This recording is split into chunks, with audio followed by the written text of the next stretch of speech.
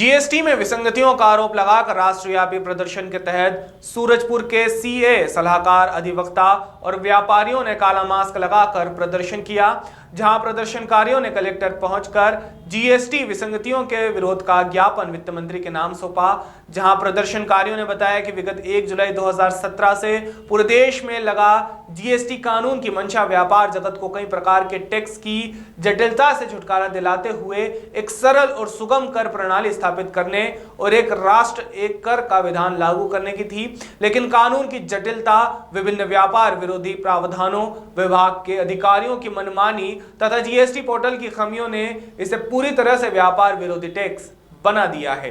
जब से ये जीएसटी टैक्स लागू हुआ है तो ये टैक्स ऐसा है कि इसको कानून के जो जानकार हैं वो भी समझ नहीं पा रहे हैं। डेली तो इसमें अमेंडमेंट आ रहे हैं, डेली नई नई समस्याएं आ रही हैं, तो एक आम व्यापारी के लिए, एक छोटे व्यापारी के लिए इसको समझ पाना बहुत ही कठिन है। और इसमें इतनी जटिलताएँ हैं, जैसे भी वकील साहब ने भी बताया, उसके बारे में पूरा इन्होंने दिया है।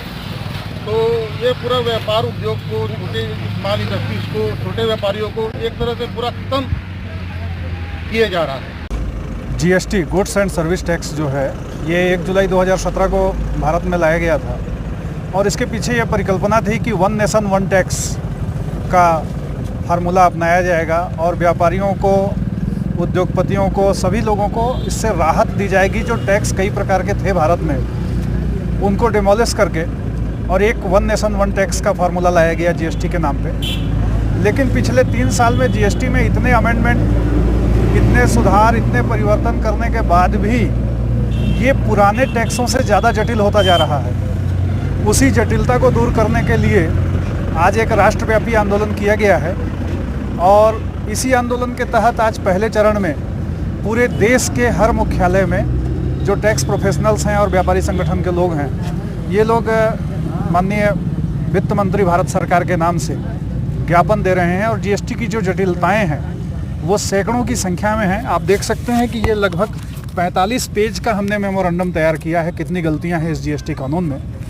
तो इसका एक ज्ञापन दिया जा रहा है और सरकार से मांग की जा रही है कि जैसा कि सरकार का वादा था सरल टैक्स बनाने का, तो जीएसटी को सरल और सुगम बनाया जाए। काला मास्क एक परंपरा है कि किसी भी संस्था के कानून के विरोध में काली पट्टी लगाकर, काला मास्क लगाकर, काले झंडे दिखाकर विरोध किया जाता है। तो हम लोगों ने कोरोना के मानदंडों के अनुरूप मास्क भी लगाया है और काला मास्क लगा करके हम सरकार को ये बताना चाहते हैं कि सरकार का ये जो जीएसटी कानून है, इसकी जो खामियां हैं, हम सब इसके विरोध में हैं।